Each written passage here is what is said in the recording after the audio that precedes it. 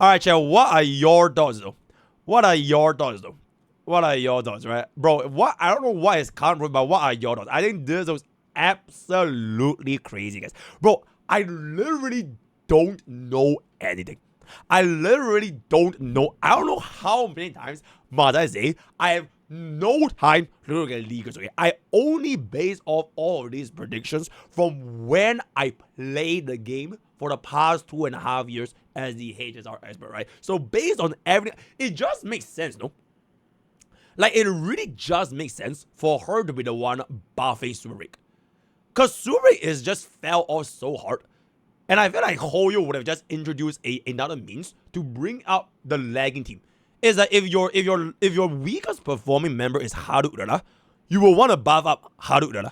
Right? You wouldn't buff up like Golden Ship. You wouldn't buff up like Daiwa Scholar. You will buff up the weakest link every time. Especially if that weakest link was your fucking anniversary archetype for version 2. Right? It just makes sense that she's gonna be a super. And we have been using a version 1 unit like forever, bro. Like, Ramen has been with us forever. No other team comps, I am pretty sure, no other team comps, minus the version 1 reworks, have they ever used a version 1 unit that's untouched. Nobody cares about Hue. So, Ramen is really the only one that's seen like this long of a lifespan. So it just makes sense that she's gonna be one to decode them. You know what I'm saying? Firefly is not anniversary. Yeah, she might as well be anniversary unit. Yeah, Sir Agron was the anniversary. Nope. Agron was not the anniversary archetype. The anniversary archetype was Superbreak, because you can just take a look into the story. Who the hell died for us? Who the hell made us our girlfriend? Who the hell was the one with the entire story where she literally wife carried us straight from the fireworks? So it is super clear that Firefly was like version 2, right? Superbreak was like the main character for version 2, but it just so happened that Aircraft was like farming aura, and she was stealing Firefly's aura. And I guess it wouldn't make too much sense if they released Firefly at that patch, because it was right out of the blue. You know what I'm saying? So I think devs, they wanted to make players greedy and stupid, right? Like, nobody will be pulling Firefly better than Blue, unless they said, okay, there's a little bit of a gap, Acheron, and then they set up a Firefly, and then a little bit more later, they had a Rebel. So you had a tree. So, okay, and also, honestly, with this release, think about it. Firefly mains are unironically the winners of version 2 Superbreak. Bro, imagine playing Reba, bro. Who the fuck is Reba gonna do over here? Because she is the one with the fire weakness, right? So, like, with mono fire in play, you literally go past any enemy weakness, and you will always deal toughness bar damage.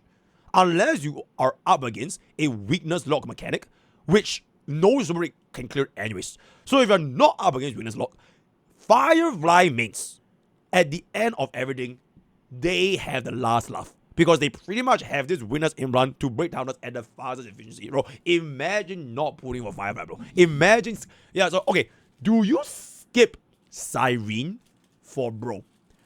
I feel like my answer to that is, I have made another 3,000 word essay for the Cyrene situation explained. Yep. I've been cooking up videos after videos. Even when I'm not streaming, I'm constantly working. I cooked up another 3,000. It's a video essay where I dug up proof, theory, analysis on the Cyrene situation. No leakers though. No leakers. But I just thought it's a very interesting thing. So once I end stream today, I'm gonna go back in and see what we can cook over there. So it's gonna be, yep, absolutely. I don't think the two of them have any clash. Because if you are gonna be pulling for Cyrene, you are probably not pulling Cyrene for Superbreak. You get what I'm saying? Like, Superbreak mains wouldn't really think about Cyrene as their priority target. And if you were a Superbreak main in the first place, you will probably want something that can align with that vertical investment cost-wise. So, for players that main Superbreak, you are in two different potential paths. Path A, you further commit into Superbreak, right? You further commit into the... Okay, I'm saying it as if she is reasonable. I'm not sure, but let's just say she is, right? Just humor me, right? Let's just say she is. If she is a Bro, stop using that emote. I will fucking remove it. I swear to God, I'll remove it. I will remove it. if let's just say she's a Superbreak support, right? If let's just say she's a Superbreak support, then her cost added into a Superbreak team, would this one cost, or maybe like even 1.5 cost if you get the S, able to check. I always think S1s should be a half cost. Because it literally doesn't make sense for an S1 to be the same price as an E0 or E1, right? So for 1 to 1.5 cost, do you think this is worth getting this into your Superbreak team? And do you think this brand new Superbreak will be able to keep up in version 4? That is the biggest question. Can Superbreak still keep up in version 4? Because the unfortunate truth is, right, nowadays, if you look at Superbreak clears, you can still see them clearing. They technically kept up with version 3, technically, right? But out of all of those Superbreak clears that kept up with version 3, I would dare say every single one probably has Fuke, especially at E0. It's either you have Fuke or you got at least like a E2 5 or something like that, right? So if this was gonna be the case for version 3, what if you still want to use Superbreak, but you're going into version 4? Are you okay with basically letting go of the cost that you have invested and then start afresh again for the version 4 archetypes? Because there is going to be another brand new version 4 archetype, right? So that was ultimately up to you to see if it's like, it's a little bit like sunk cost. Like, do you want a +1 to 1.5 to make this team carry yourself a little bit more? Because if you don't invest in this and you let Superbreak die off, that is all the costs that you have potentially wasted. And can you fork out enough Stellar Jades to completely re-establish a brand new, archetype version 4? So, the best I can think of it is, right, for example, Bob. Bob didn't start in Superbreak. Bob started in version 3. Like, start of version 3. So, it's like the equivalent of, like, someone starting at the start of version 2. So, with Blast 1 and Sparkle. So, if Bob has a very solid version 3 team, which we know is definitely going to be clearing version 3 content, 100%, no questions. But the question is, can this version 3 team for Bob carry over into version 4? And at that point, what would be the price of costs needed to make a version 3 team go into version 4? Because it will always be cheaper to vertical invest like 1.5, 2 costs instead of starting a brand new team, which is at bare minimum, I would say like 4 costs 起步, right? 4 costs 起步, because you have to pull for like a DPS, you have to most likely pull for the signature weapon, you probably have to pull for the dedicated support, and then you most likely are going to be getting the sustain if the sustain is going to be coming out, or like another brand new support, assuming that you're not going to be using the version 4 MC. So starting a new archetype, it will always cost you more Stellar Jades than less Stellar Jades, especially if you already invested in that set comp in version 3. So for Bob, right, if Bob started in version 2 and Bob pulled for Fuke and Firefly, oh my god, if Bob pulled Firefly and he had the exact same Castorist treatment, can you guys like follow where I'm going? Like if Bob started in version 2 and he had the exact same Firefly treatment, he pulled Firefly, he pulled for the Fuke, right? He got a Run May. I guess Run May was like given for free, right? Okay, whatever it's gonna be Run May. And let's just say Bob pulled for Lingsha. But I think back then, if in hindsight, I don't think Bob would have. I would probably just stay with Gallagher. But let's just say Bob pulled with Lingsha. So Bob already invested in these 4 costs, right? 4 costs. If Bob was to go into version 3 and he saw the lack of performance that Superbreak would have been performing, and he used up all those pulls at the start, right? It would be a lot more difficult for Bob to pull Castorist from scratch. That is Castorist, Teep, Hyacinth, Evernight, maybe Cyrene, especially if you really invested those costs into Superbreak. So at that particular junction, what probably would have happened is Bob would have still used Superbreak. He will struggle, right? He will not be clearing very comfortably, right? He's definitely not going to be getting a 3-star anomaly arbitrator. He can probably still clear all the endgame, but he will definitely struggle a lot. And if Bob was starting in version 2, he probably wouldn't let go of that investment, especially if you're dumping like E2s, right? Like an E2 Firefly vertical investment, if you're going to be like E1, if you're on that kind of stuff. So you probably hope to get another vertical upgrade to a team that you invested back in version 2. So if this unit, right, if the Dahlia, if she is a Superbreak support, right, if she is Superbreak, Bob will, without hesitation, pull her because she already has a team built up for Bob. You see where I'm going? So if you translate back into version 3, when the version 3 team falls off, I'm not even like gonna deny it. It's gonna happen, right?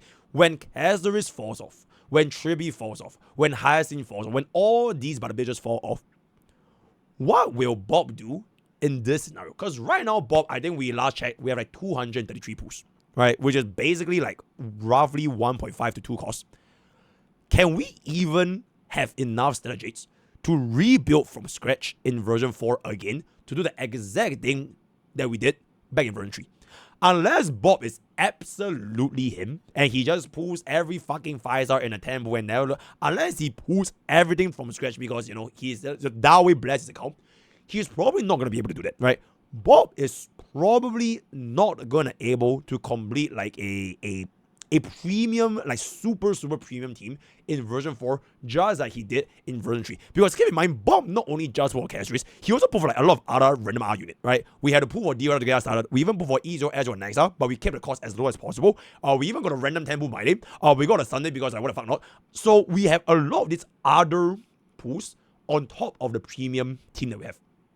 So what I can imagine is, if we go into version 4 with the new R-type, and Kazaris is going to start falling off, I think Bob can still cook up like a Kazaris equivalent in version 4, but Bob is going to not pull for any of the alternatives, right? He's probably not going to pull for the D Herta of version 4. He's probably not going to pull for the Anexa of version 4. He might not even pull for like the higher scene of version 4, depending on what the sustain is, because we do have a free DHPD. So Bob's choices in version 4 is going to be a lot more restrictive, but it's going to be okay because we already have a very, very strong version 3 team. So when we go into version 4, the lower cost version 3 teams, it's easy to let go, and we can start from the version 4 Chibu. So I know I yap like hell of a lot, but TLDR, the Dahlia, if you are a Superbreak main, theoretically, I don't know if she is a Superbreak support. If she is going to be a Superbreak support, right? Ask yourself, are you okay with the investments into the team that you have been playing for that version 2? Or would you rather start fresh? And I'm not looking at it from like a waifu or like a boba or like swinging major. It's purely from like mana, especially as a free-to-play. You can't have your waifu and have free-to-play and play mana at the same time, right? It is just not possible, right? So, but I'm more break, right? Okay, clear channel. I think we can I think it's a hell of a lot of a yap.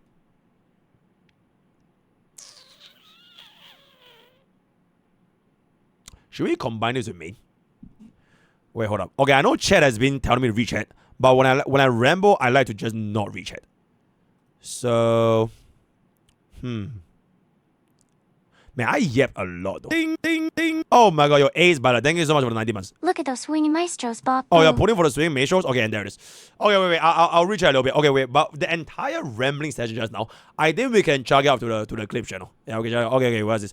If they release a new support for Superbreak without buffing the old characters, it will be the same situation as Jingyuan and Sunday. Jingyuan was viable for a few patches, then died off power grab by Glea. I'm afraid that if constants end up being an upgrade for the OR and the buff hasn't been announced, we are in for a new break DBS. A new break DBS. Do they dare to? Okay. The argument doesn't hold. You know why? Because Jingyuan is not your girlfriend. Right? Jingyuan was the random R version 1.0 unit that was like, you know, his relevance was like a summer end compared to Firefly. Like, as much as y'all say HSR like meta already, right? You can see where the direction of the game goes based on the story and like their relevance in the story. Firefly is your literal main character, protagonist, girlfriend. That I think purely because of that, the chances of her getting the Jingyuan treatment where it has a better Jingyuan, like, can you imagine if a better Firefly comes out? Like a bigger, stronger, richer, taller, giant, like a better Firefly comes out. and then you just dump Firefly. I just say that it wouldn't make sense in terms of lore. Because where would they go from that? You get what I'm saying? Unless the new version 4 girlfriend is gonna be having that same amount of relevance, but even more than Firefly. You get what I'm saying? Okay, and there it is. Yo. Hello, MrPokke. I love your thank you so much, Juntao. Exceptional. New Firefly will sell like great. Version 5 will be giant again. No one will get. Why are you talking about her? Bro, I am just saying it makes the most sense for her to be a Superbreak support. Right? Okay, what else could she be? Right? Okay, chat, entertain me then. Please entertain me. What else could she possibly be other than Superbreak support? I will shoot on Tears and I will prove to you as the HSR expert. The only way she go, okay, not the only way, but she's extreme. Okay, the reason why she is not a Jiao replacement because we just had a Jiao replacement less than 3 batches ago. Like, we just had it. So, like, if you take another time frame, right? On top of Car, with Reverse Wolf, why would they introduce another Nihility when they just released 2 like so closely? If they were to make this a Jiao replacement, they would not have Reverse Wolf for Zero to be so synergistic with Aggron. So, Aggron, Jiao, nope, she's done, right? In fact, Jiao already got replaced. So, I don't even know why we're talking about this. He's already done, right? Okay, DOT. That was the first theory I mentioned at the start of the video, which is like, okay, she might be a DOT replacement, right? She might be Power Queen Black Swan. That would make sense. In fact, that would be a very, very, like, thematically it makes sense because they both released in Penacony, right? Black Swan was 2.0, and like the remembers everything, and then she is gonna be like 3.8 right before the end of Amphorius. But we just had high silence. We literally just had high silence. So if she is gonna be brand new into the rework Kafka alongside with Black Swan, and they are clearing very well, by the way. Version 3 with high silence DOT is in like a super good spot right now. So if they're gonna make another DOT upgrade, what if they clear even faster than Casterus? What if they clear even faster than Casterus with Cyrene? You know what I'm saying? So with that, DOT is also out of the way. Okay, what is this? Okay, why is Restricted Dreamer muted? Jiao Qiu's old kid, according to the initial plan, was supposed to be blah blah blah. Since Xiao Jie and now time portion, that's why credit for every end up being handled material is we will return to Penacony to finish the story, and they will finally show us the unreleased Penacony DLC for the DOTs. There will be constants. Now I don't think it's gonna work. I think DOT as an archetype, it will never take mainstream attraction because it will always be destined as a side character.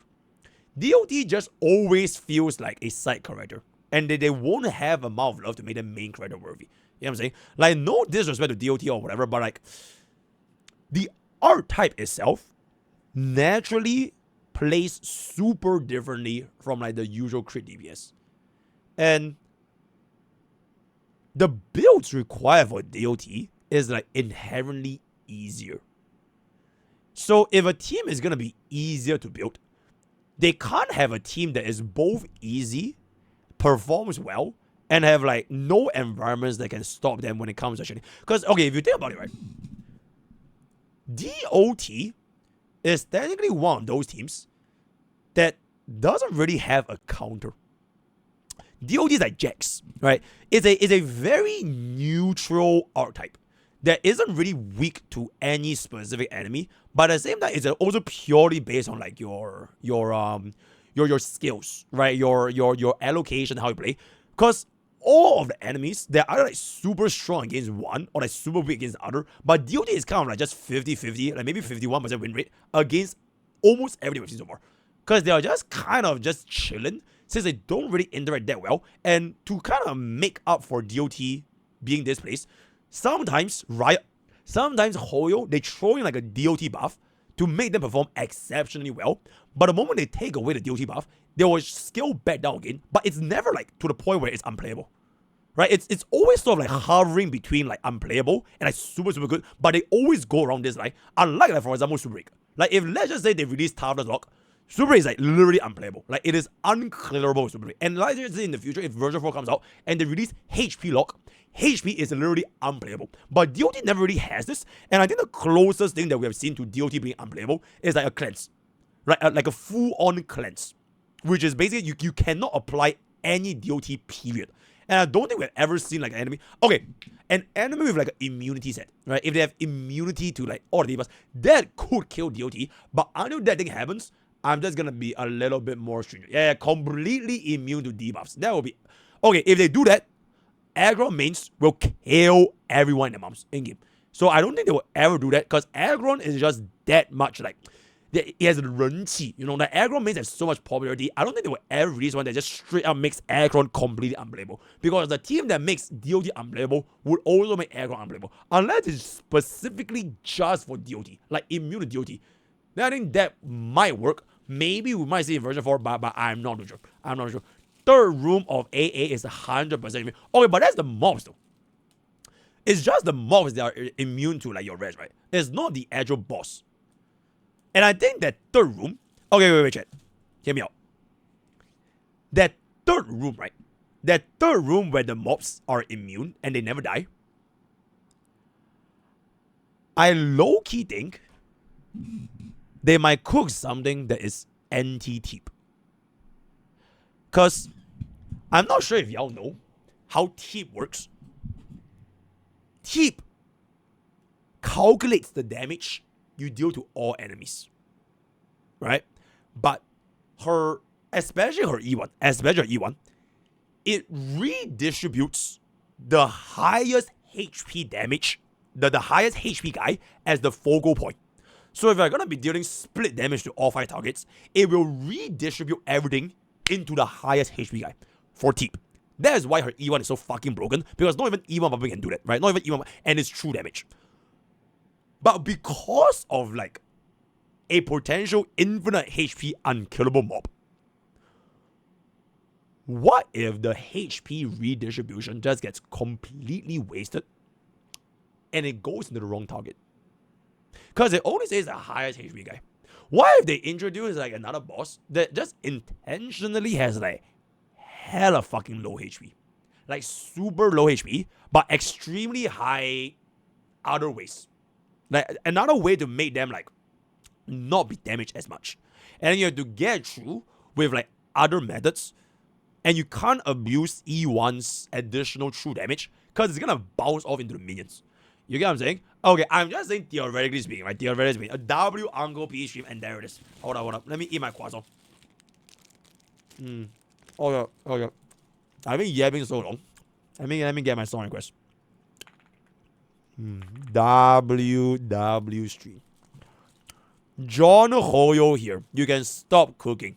We have designed constants to help Firefly survive version 4. Albeit barely. Holy shit. Who are you? Okay, let me get this up. Oh, his name is Dahlia. His name is Dahlia. Oh shit. Okay, I didn't know that. I didn't know that. Holy. Wait, what does bro do, guys? What does bro do? What does bro do? Is he a support? He does nothing. He does nothing. Oh, he's tier 7. He does absolutely nothing. Oh, that is a little bit unfortunate. Wait, chat. I actually have no idea who's coming out tomorrow. Okay, I also have no idea. I didn't know she was coming. But I actually legitimately have no idea who's coming out tomorrow. Will they just revive EVERFLAMME Mansion? That would be pretty good though. Okay, if they were to revive EVERFLAMME Mansion, I really hope they revive Conrada. It won't be necessary. I really hope they revive Conrada. I really hope they revive. But okay, I legitimately have no idea. Okay, I also had no idea she's coming. But holy shit, bro. That would be hella hype. That would be hella hype. That would be very, very good. You have cooled your last cool, my man.